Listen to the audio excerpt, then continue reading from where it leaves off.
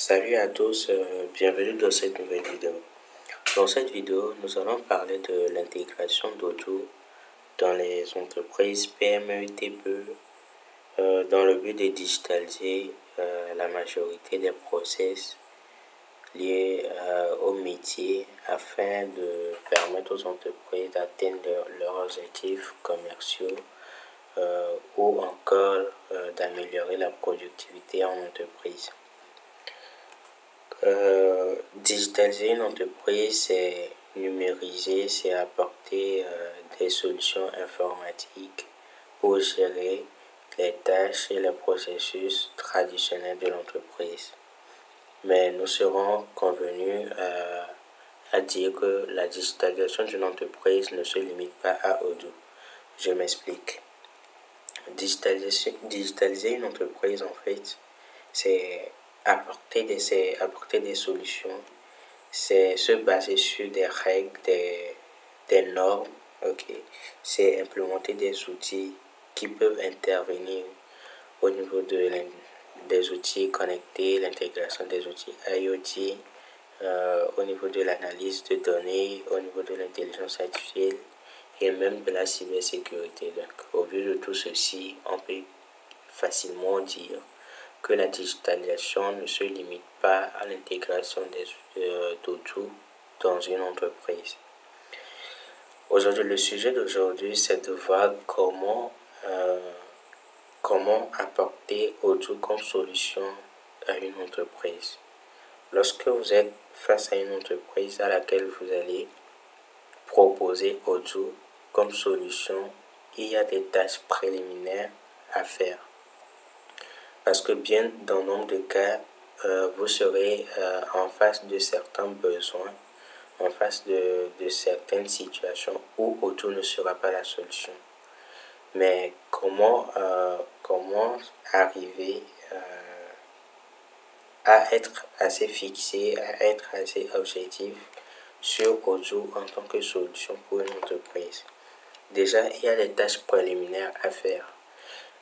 Il faut faire la découverte de l'entreprise, il faut discuter, il faut faire des recherches pour connaître le nom de l'entreprise, l'emplacement de l'entreprise, les services, les offres que l'entreprise propose. Est-ce que l'entreprise a des zones délocalisées ou pas? Est-ce que l'entreprise a des plateformes web et tout? En fait, il faut répondre à tout un certain nombre de questionnaires pour essayer de comprendre comment l'entreprise fonctionne.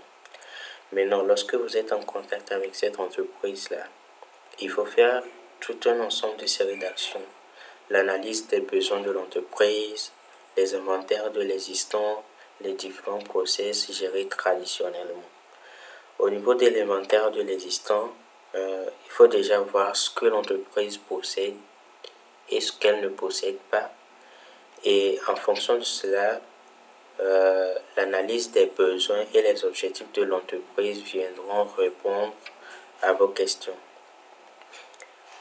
Au niveau de l'inventaire de l'existant, il s'agirait de voir quels sont les prérequis, quels sont les conditions minimales pour pouvoir implémenter une solution de digitalisation dans une entreprise, notamment l'acquisition de machines, d'ordinateurs portables, de téléphones Android nouvelle génération, la disposition de la connexion Internet, soit par fibre, soit par modem, un personnel qui ait au moins une culture informatique acceptable et qui peut utiliser bien évidemment des solutions informatiques et technologiques. Maintenant, après avoir fait tout cet inventaire-là, il faut revenir au niveau des besoins de l'entreprise qui vont aboutir à ces objectifs. Notamment au niveau des objectifs et des besoins, on peut s'attendre à ce que l'entreprise veuille se faire connaître à travers le monde grâce à un site internet, améliorer les ventes de l'entreprise, gérer tout ce qui sera relation clientèle, gérer la comptabilité. Tout ça, ça fait partie des besoins de l'entreprise. Et maintenant, les objectifs de l'entreprise vont vraiment vous fixer à cette étape-là, à cette étape plutôt. Maintenant, en fonction de l'analyse de tous ces besoins-là, vous pourrez maintenant définir les fonctionnalités susceptibles que vous pouvez implémenter dans cette entreprise pour pouvoir répondre aux besoins qui ont été exprimés par le client. Donc, ça peut être par exemple un site internet pour la visibilité de l'entreprise, un logiciel de comptabilité pour la gestion des finances de l'entreprise, un logiciel GRH pour la gestion des employés, du personnel. Et maintenant, après avoir déterminé toutes les fonctionnalités, faire un repère, un comparatif d'outils qui peuvent être implémentés pour répondre aux besoins de cette entreprise-là. Maintenant, après avoir listé ces fonctionnalités et après avoir validé que ces fonctionnalités seront celles qui pourront répondre aux besoins des entreprises, il faut également poser des questions, il faut se questionner sur les déploiements et les propositions que vous pouvez faire à l'entreprise. Avec l'inventaire de l'existant, vous saurez réellement si l'entreprise a les ressources nécessaires pour déployer une solution en interne ou serait-ce plus intéressant de prendre une instance cloud pour déployer la solution.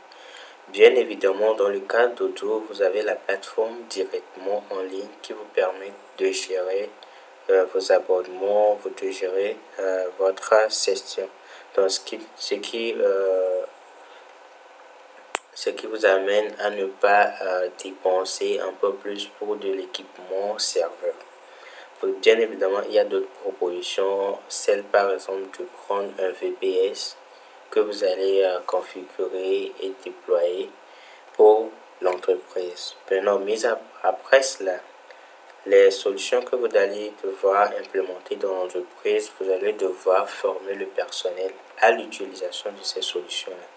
Donc, tout ceci sont des tâches qu'il faut voir, qu'il faut énoncer, qu'il faut entamer afin de voir comment implémenter la digitalisation dans l'entreprise, ne serait-ce qu'avec l'outil Odoo.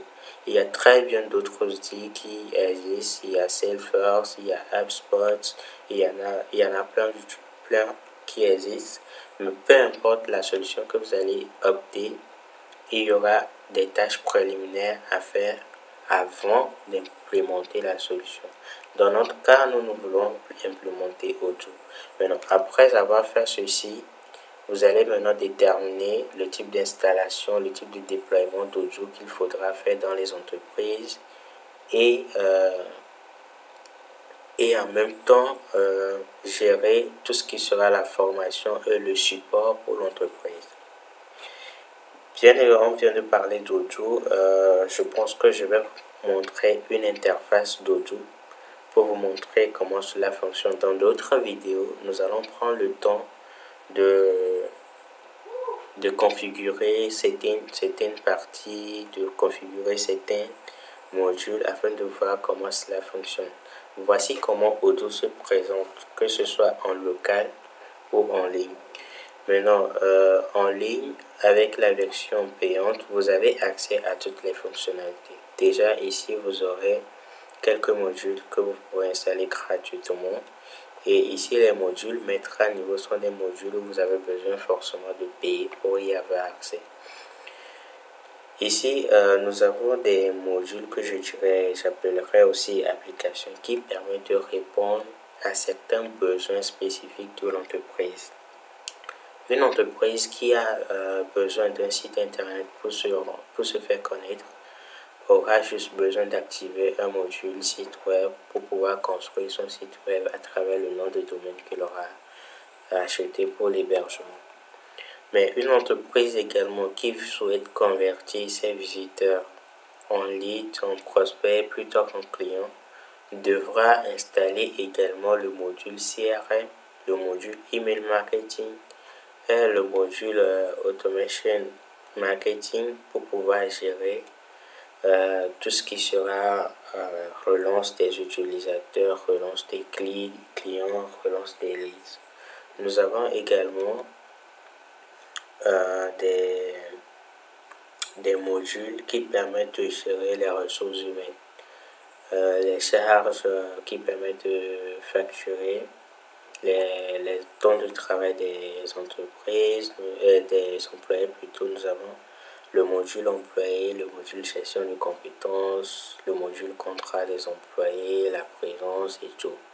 J'oubliais d'évoquer le fait que Odoo existe en version mobile également, en version web et en version desktop. Donc, c'est une plateforme open source multiplateforme qui permet de répondre à un certain nombre de besoins. Et vous aurez par la suite, avec le type d'offre que vous avez, vous aurez choisi la possibilité d'intégrer d'autres API, d'autres fonctionnalités externes pour pouvoir répondre entièrement à vos besoins. Je pense que nous avons terminé pour cette session. Dans d'autres vidéos, nous allons paramétrer Odoo et voir comment il fonctionne.